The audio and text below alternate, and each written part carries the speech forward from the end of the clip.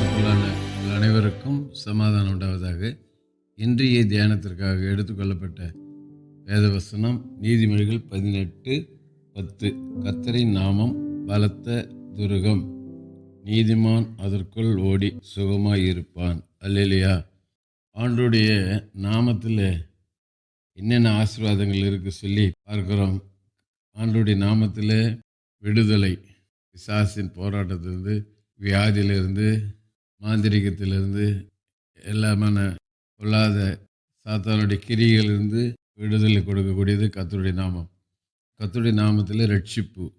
இயேசு என்று பெயரிடுவாயாக, ஏனெனில் அவர் தமது ஜனங்களின் பாவங்களை நீக்கி ரட்சிக்கிறவர். ஆக கர்த்தருடைய நாமத்தில் ரட்சிப்பு, கர்த்தருடைய நாமத்தில் விடுதலை, கர்த்தருடைய நாமத்தினால் எதை கேட்டாலும் தருவேன்னு சொல்லியிருக்கிறார். அடுத்தது கர்த்தருடைய நாமம் எல்லா நாமத்திற்கு மேலான நாமம் சொல்லி பார்க்குறோம். கர்த்தருடைய நாமத்தில் வெற்றி உண்டு. கோலியாத்தை தாவீது ஜெயித்தது கர்த்தருடைய நாமத்தினால. ஆகவே இப்படி பல நன்மையான காரியங்களே கர்த்தருடைய நாமத்தில் இருக்கிறத பார்க்குறோம். நீதிமொழிகளில் சொல்கிறாரு சாலமோன் ஞானி, கர்த்தருடைய நாமம் நமக்கு ஆண்டுடைய பிள்ளைகளுக்கு என்னவா இருக்குது சொல்லி பார்க்கும்போது பலத்த துருகம். பலத்த துருகம்னு சொன்னால் அடைக்கலம், பாதுகாப்பு. பழைய ஏற்பாட்டில் 6 அடைக்கல பட்டணங்கள் இருக்கும்.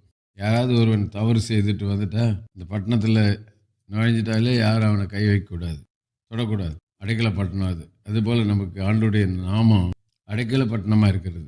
அதான் சொல்கிறார், கர்த்தரின் நாமம் பலத்த துருகம். ஆகவே நீதிமான் என்ன செய்கிறானோ அதற்குள் ஓடி சுகமாக இருப்பான். எப்படி அந்த அடைக்கல பட்டணத்தில் குற்றவாளி போயிட்டாக்கா யாரும் தொடாது இருக்கிறதுனால சுகமாக இருக்கிறது போல் இங்கே கர்த்தருடைய நாமத்துக்குள்ளே ஓடி சுகமாக இருப்பாங்கன்னு சொல்லி சொல்கிறார். ஆகவே அந்த நாமத்தை தான் நமக்கு கர்த்தர் தெரிப்பிச்சு இருக்கிறார். ஆகவே அந்த நாமத்தை குறித்து நம்ம மேன்மை பாராட்டணும். அந்த நாமத்தை குறித்து நம்ம துதிக்கணும். அந்த நாமத்தில் இருக்கிற எல்லா ஆசீர்வாதங்களுக்காக ஒவ்வொரு நாளும் கர்த்தர் சமூகத்தில் நின்று நன்றி செலுத்தணும். ஆகவே கர்த்தருடைய நாமம் நமக்கு பலத்த துருகமாக இருக்குது. நீதிமான்களாகி அவருடைய பிள்ளைகள் அதுக்குள்ளே ஓடி சுகமாக இருப்பார்கள்.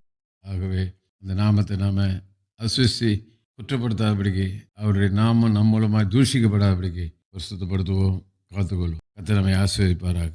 ஜெபம். நேசிக்க நல்ல தகப்பனே, நாளை கொடுத்த நல்ல வார்த்தைக்கு நன்றி.